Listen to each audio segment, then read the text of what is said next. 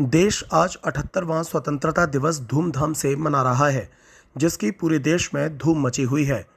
वहीं जनपद आगरा के कस्बा शमशाबाद में नगर पालिका परिषद परिसर में धूमधाम से आज़ादी के पर्व को मनाया गया। इसी दौरान सुबह ठीक 8 बजे चेयरमैन ओमकरण अवनीश ने ध्वजारोहण किया। इस मौके पर चेयरमैन प्रतिनिधि अवनीश कांत गुप्ता, सभी वार्डों के सभासदगण, अधिशासी अधिकारी DS वर्मा, लिपिक रामेंद्र शर्मा, रामू शर्मा के साथ साथ तमाम कर्मचारी मौजूद रहे।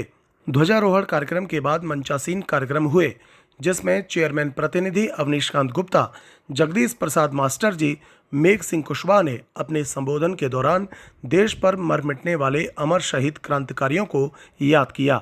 इसके साथ ही रजत जयंती के शुभ अवसर पर कारगिल विजय को 25 वर्ष पूर्ण होने पर नगर क्षेत्र में सेना में सेवा दे रहे फौजी एवं पूर्व फौजियों का भी स्मृति चिन्ह देकर सम्मान किया गया। इसके बाद स्कूली बच्चों द्वारा सांस्कृतिक कार्यक्रमों की प्रस्तुति की गई। इस पूरे कार्यक्रम के दौरान राजीव कुमार जैन, अमित गुप्ता, विजय गुप्ता, विशाल गुप्ता, प्रमोद गुप्ता, राकेश भारद्वाज आचार्य के अलावा नगर की तमाम संभ्रांत नागरिक मौजूद रहे। Bureau report, times Bharat. देश 78वां स्वतंत्रता दिवस मना रहा है। आज ध्वजारोहण हुआ है नगर पालिका परिसर में, क्या कुछ कहना चाहते हैं पूरे विषय में?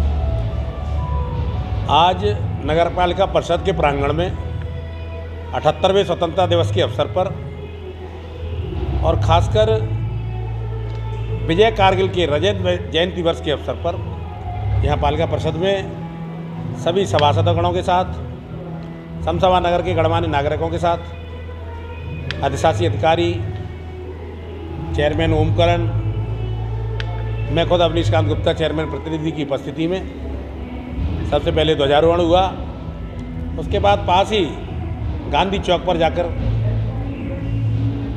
महात्मा गांधी जी की प्रतिमा पर माल्यार्पण किया। तदोपरांत यहाँ जो कार्यक्रम चला है उसमें हमारे नगर क्षेत्र में रहने वाले जितने भी फौजी भाई हैं उनका सम्मान किया गया। और सबसे बड़ी अच्छी बात एक कार्यक्रम में और रही कि हमारे नगर में जो सफाई का जिम्मा उठाए हुए हैं, ऐसे सफाई कर्मचारियों का भी सम्मान यहाँ पर किया गया। ऐसी परिस्थिति में नगर के गणमान्य लोगों ने अपने संबोधन में सफाई के बारे में काफ़ी कुछ कहा, क्योंकि आज ठीक 10 वर्ष पहले देश के माननीय प्रधानमंत्री नरेंद्र मोदी जी ने पहली बार प्रधानमंत्री पद की शपथ लेने के बाद लाल किले की प्राचीर से जो भाषण दिया था, उसमें उन्होंने स्वच्छ भारत मिशन के लिए सभी लोगों से निवेदन किया था। हम भी उसी राह पर चल करके अपने नगर को पूर्ण रूप से स्वच्छ बनाना चाहते हैं, यही हमारी कामना है।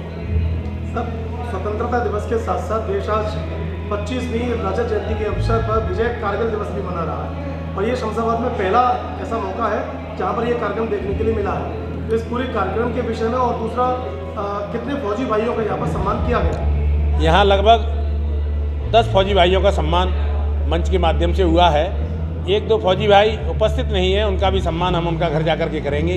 और इस कार्यक्रम का करने का प्रयोजन यही है कि देश की आने वाली पीढ़ी इस बात को सीखे कि देश को जो आज़ादी मिली किन मूल्यों पर मिली, और हम किस तरह अपने जीवन को उस स्थिति में ढालें कि देश का स्वाभिमान और गौरव और तिरंगे का मान हमेशा के लिए बना रहे। सर, नगरवासियों के लिए कुछ संदेश देना चाहिए? मैंने नगरवासियों के लिए मंच के माध्यम से भी निवेदन किया है, व्हाट्सएप ग्रुप के माध्यम से भी निवेदन करता हूं। नगर पालिका का प्रमुख कार्य है नगर में पेयजल की आपूर्ति, तो उनसे निवेदन करता हूं कि जहां टोंटियां न लगी हों वहाँ टोंटियां लगाएं, अनावश्यक जल न फैलाएं। दूसरा नंबर आता है सफाई का। सफाई में जो हमने डोर टू डोर कलेक्शन का अभियान छेड़ा है, उसमें वो हमारा सहयोग करें। दिन भर का कूड़ा अपने घर पर ही अपनी डस्टबिन में रखें, और जैसे ही हमारी गाड़ी, हमारा सफाई कर्मचारी उनके दरवाजे पर आता है उस समय कूड़ा दें। और तीसरा जो है प्राथमिकता, वो है प्रकाश की। प्रकाश के लिए भी हमारा सभी से आग्रह है कि जहाँ पर जो लाइटें ख़राब पड़ी हुई हैं उनके लिए हमें सूचित करें, उनको हम ज़रूर ठीक कराएंगे। और जहाँ पर अनावश्यक जम्पर डाल रखी हैं उनको न डालें, क्योंकि उन्हीं की वजह से फॉल्ट होते हैं और नुकसान होता है। सर, क्या नाम है आपका? मैं कमांडर राममोहन शर्मा, सेवानिवृत्त। सर, आज नगर पालिका परिसर में पूर्व फौजियों का सम्मान किया गया है, इसके विषय में जरा विस्तार से बताइए। हाँ सर, प्रथम आज 78वें स्वतंत्रता दिवस पर मैं नगर की जनता और देश की सभी जनता को बहुत बहुत बधाई और शुभकामनाएं देता हूं। इसके साथ साथ ही मैं नगर के चेयरमैन ओमकरण जी, संरक्षक गुप्ता जी और समस्त नगर पालिका के कर्मचारियों को भी धन्यवाद देता हूं कि उन्होंने बहुत अच्छा कार्यक्रम रखा और जो भी भूतपूर्व सैनिक हैं उनको बड़े सम्मान के साथ यहाँ बुलाया गया, उनको प्रशस्ति पत्र दिया गया और इस बात की बड़ी खुशी है कि जो लोग सेवा देने के बाद अपने गांव में रह रहे हैं उनको भी समय समय पर याद किया जाता है, उनको सम्मान दिया जाता है। मैं चेयरमैन साहब से एक और गुजारिश करना चाहूँगा इसी अवसर पर कि जितने भी फौजी भाई यहाँ पर आपके नगर में हैं, अगर आप उनको कुछ दायित्व दे सकें जो समाज सेवा में अपना सहयोग दे सकें, उसके लिए हम लोग हमेशा तैयार हैं। सर, आज कारगिल विजय दिवस के उपलक्ष्य में भी आज कार्यक्रम किया गया है। चूँकि आप पूर्व फौजी भी हैं, तो ऐसा कोई किस्सा रहा हो कारगिल से जुड़ा आपका, कुछ जरा शेयर कीजिए।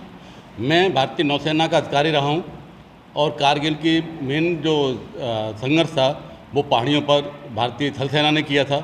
हाँ, हमारा जो जहाज़ था TU-142M उसने भी कार्यक्रम उस लड़ाई में भाग लिया था, लेकिन क्योंकि हम लोग सरहद पर न थे, मैं उस समय मद्रास में पोस्टेड था, तो हमारा जो सहयोग रहा या हमारा जो भी कुछ संघर्ष रहा वो हमारे हवाई जहाज़ों के द्वारा था और मैं उस समय पहाड़ियों पर खुद मौजूद नहीं था, लेकिन मुझे गर्व है कि मेरे ही यूनिफॉर्म के मेरे ही साथी जिन्होंने अपना सर्वस्व न्यौछावर किया और इस तिरंगे की आन बान शान को बनाए रखा।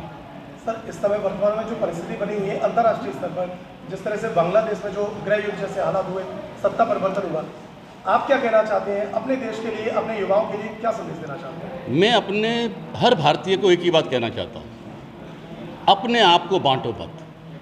जो भी इस धरती पर पैदा हुआ है, जो भी भारत माँ की गोद में पैदा हुआ है, वो भारतीय है, उसका उतना ही अधिकार है और उतनी ही जिम्मेदारी है इस मिट्टी की, इस धरती की आन और बान शान को बनाए रखने का। जो भी कुछ पड़ोसी मुल्क में हो रहा है, हमें उन चीज़ों पर बिल्कुल ध्यान नहीं देना है, क्योंकि हमारे देश की समरसता और भाईचारा टूटने न पाए। मैं हाथ जोड़कर प्रार्थना करता हूं कि व्हाट्सएप के माध्यम से फैलाई हुई नफ़रत को नज़रअंदाज करें और हिंदू, मुस्लिम, सिख, ईसाई, हर जात पाति का, हर महिला, पुरुष, सबको सिर्फ एक ही सोचनी है कि देश प्रथम है। अगर देश है तो हम हैं, जिस दिन ये देश नहीं रहेगा हम भी नहीं रहेंगे। तो देश की अखंडता को बनाए रखें और भाईचारे को बनाए रखें। धन्यवाद।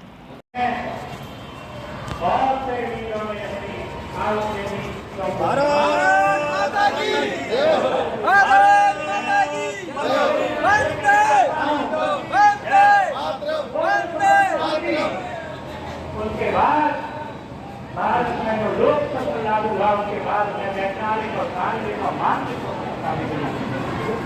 लेकिन वैचारिक स्वतंत्रता कहाँ तक? वैचारिक स्वतंत्रता वहाँ तक ही है जहाँ तक न पहुंचे। वैचारिक स्वतंत्रता में है, मैं मानता हूँ